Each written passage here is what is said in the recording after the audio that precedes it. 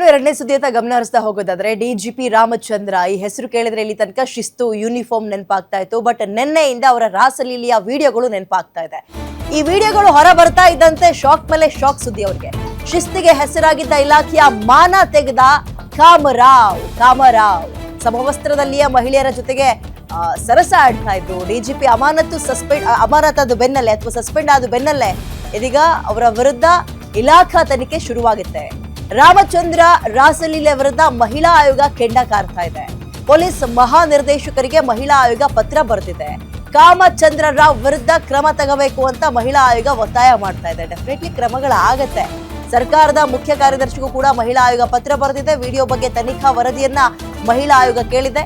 7 ದಿನಗಳ ಒಳಗೆ ವಿಡಿಯೋ ಬಗ್ಗೆ ವರದಿ ಕೊಡಿ ಅಂತ ಸೂಚನೆ ಕೊಟ್ಟಿದ್ದು. ಇತ್ತ ಇವರ ಮಗಳ ರಣ್ಯಾರಾವ್ ಗೋಲ್ಡ್ ಸ್ಮಗ್ಲಿಂಗ್ ಕೇಸ್ ಇತ್ತಲ್ಲ, ಆ ತಲೆನೋವು ಬೇರೆ ಇದೆ. ನಟಿ ರಣ್ಯಾರಾವ್ ಗೋಲ್ಡ್ ಸ್ಮಗ್ಲಿಂಗ್ ಕೇಸ್ನಲ್ಲೂ ಕೂಡ ನೋಟಿಸ್ ಹೋಗಿದ್ಯಂತೆ.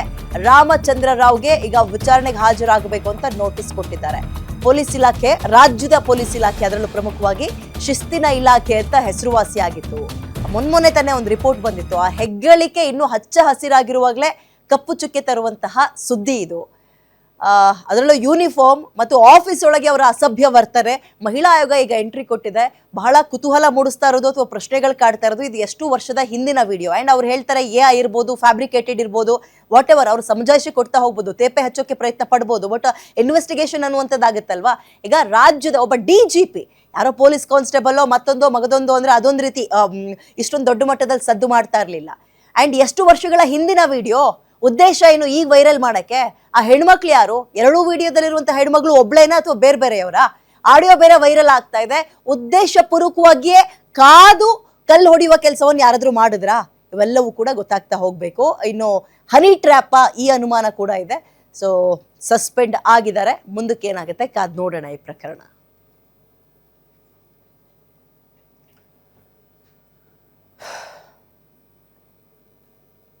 ತಕ್ಷಣ ನಾವು ಇದರ ಬಗ್ಗೆ ಕ್ರಮ ತಗೋಬೇಕು. ಇಂಥದ್ದನ್ನೆಲ್ಲ ಇಲಾಖೆಯಲ್ಲಿ ನಡೆಯೋದಕ್ಕೆ ಬಿಡಬಾರದು. ಆ ಕಾರಣಕ್ಕೂ ಅವರು ಎಷ್ಟೇ ದೊಡ್ಡವರಿರಲಿ, ಹಿರಿಯವರಿರಲಿ, ಯಾರೇ ಇರಲಿ ಅಂತ ಹೇಳಿದ ಮೇಲೆ ಅವರು ಕೂಡ ಸೂಚನೆ ಕೊಟ್ಟು ಇಮಿಡಿಯೇಟ್ ಆಗಿ ಅವರಿಗೆ ಸಸ್ಪೆಂಡ್ ಮಾಡಿ ಎನ್ಕ್ವೈರಿ ಮಾಡಿ, ಆಮೇಲೆ ಅವರಿಗೆ ಅವರೇನು ಹೇಳಿಕೆ ಕೊಟ್ಟಿದ್ದಾರೆ ಅದು ಸುಳ್ಳು ಹಾಗೆ ಅಂಥದ್ದೇನಾದ್ರು ಇದ್ರೆ ಅದೇ ಆನಂತರ ನೋಡೋಣ. ಆದರೆ ಮೇಲ್ನೋಟಕ್ಕೆ ಇದು ಕಾಣಿಸ್ತಾ ಇರೋದು.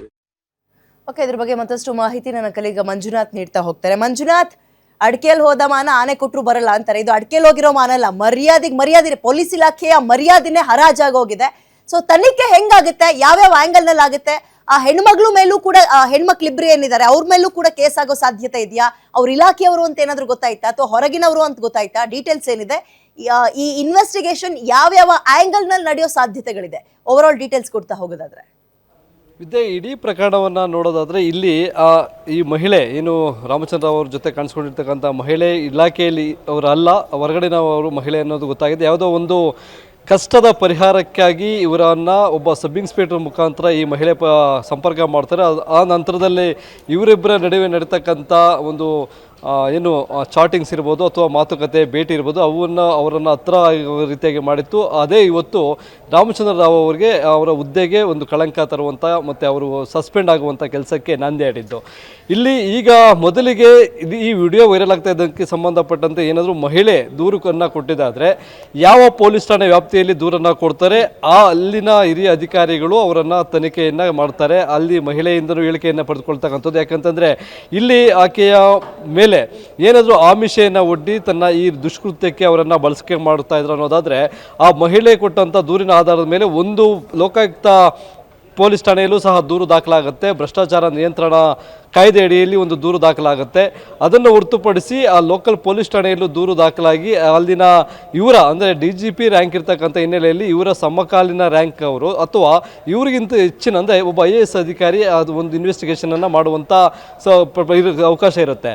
ಒಂದು ವೇಳೆ ಸಂತ್ರಸ್ತೆ ಮುಂದೆ ಬರೋದಿಲ್ಲ, ನಾನು ಅವ್ರು ಹೇಳಿರೋ ಹಾಗೆ ತುಂಬ ಹಳೆಯ ವಿಡಿಯೋ ಆಗಿದ್ದಾಗೋಗಿದೆ, ನಾನು ಇದನ್ನ ಮುಂದೆ ಎಲ್ಲೂ ಕಾಣಿಸ್ಕೊಳಲ್ಲ, ಇದರ ಅವಶ್ಯಕತೆಯೂ ಇಲ್ಲ ಅನ್ನೋದಾದರೆ ಇಲ್ಲಿ ಈಗ ಅಮಾನತು ಮಾಡಿರ್ತಕ್ಕಂಥ DGP ಪಿ ರಾಮಚಂದ್ರ ರಾವ್ ಅವರನ್ನು ಡಿಪಾರ್ಟ್ಮೆಂಟ್ ಎನ್ಕ್ವೈರಿ ಮಾಡಲಾಗುತ್ತೆ. ಈಗಾಗಲೇ ಇಲಾಖಾ ತನಿಖೆಗೆ ಗೃಹ ಸಚಿವರು ಗೃಹ ಇಲಾಖೆ ಆದೇಶ ಮಾಡಿರ್ತಕ್ಕಂಥ ಹಿನ್ನೆಲೆಯಲ್ಲಿ ಸಸ್ಪೆಂಡ್ ಆಗಿರ್ತಕ್ಕಂಥ ರಾಮಚಂದ್ರ ರಾವ್ ಅವರನ್ನು ಇಲಾಖಾ ತನಿಖೆಗೆ ಒಳಪಡಿಸಲಾಗುತ್ತೆ. ಇಲ್ಲೂ ಅಷ್ಟೇ ಇವರು IPS ಅಧಿಕಾರಿ ಆಗಿರ್ತಕ್ಕಂಥ ಹಿನ್ನೆಲೆಯಲ್ಲಿ ಸೆಂಟ್ರಲ್ ಆಫೀಸರ್ಸ್ ಕಾಂಟ್ಯಾಕ್ಟ್ ರೂಲ್ಸ್ ಏನಿದೆ ಅದರ ಪ್ರಕಾರ ಇವರಿಗೆ ಒಂದು ನೋಟಿಸನ್ನು ಕೊಟ್ಟು ವಿಚಾರಣೆ ಮಾಡಲಾಗುತ್ತೆ. ಇಲ್ಲಿ ಪ್ರಮುಖವಾಗಿ ಕಾಡ್ತಕ್ಕಂಥದ್ದು ಜೊತೆಗೆ ಒಂದು ಅಬ್ಜೆಕ್ಷನ್ ಅನ್ನು ಎತ್ತಿರೋದು ಅಂದರೆ ಆತ ಕೆಲಸ ಮಾಡ್ತಕ್ಕಂಥ ಕಚೇರಿಯಲ್ಲಿ ಅವರ ಚೇಂಬರ್ ಏನಿದೆ ಅವರ ಒಂದು ಸೀಟ್ ಅದನ್ನು ದುರ್ಬಳಕೆ ಮಾಡ್ಕೊಂಡಿರ್ತಕ್ಕಂಥದ್ದು. ಹೀಗಾಗಿ ತುಂಬ ಇವರಿಗೆ ಒಂದು ಶಿಕ್ಷೆ ಆಗುವಂಥ ಅವಕಾಶಗಳಿರ್ತಕ್ಕಂಥದ್ದು.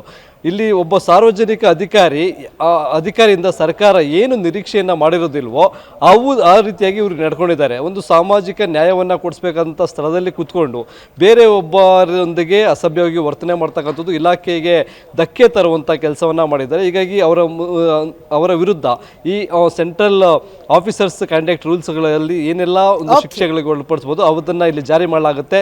ಒಂದು ವೇತನ ಕಡಿತ ಇರ್ಬೋದು, ಜೊತೆಗೆ ಭತ್ಯೆಗಳ ಕಡಿತ ಇರ್ಬೋದು, ಜೊತೆಗೆ ಇವರಿಗೆ ಬರ್ತಕ್ಕಂಥ ಪೆನ್ಷನ್ಸ್ ಏನಿರುತ್ತೆ ಅವೆಲ್ಲವನ್ನ ಮತ್ತೆ ಡಿಮೋಟ್ ಮಾಡುವಂಥ ಕೆಲಸವನ್ನು ಮಾಡಲಾಗುತ್ತೆ. ವಿದ್ಯಾ, ಥ್ಯಾಂಕ್ ಯು ಮಂಜುನಾಥ್ ಡೀಟೇಲ್ಸ್ಗೆ.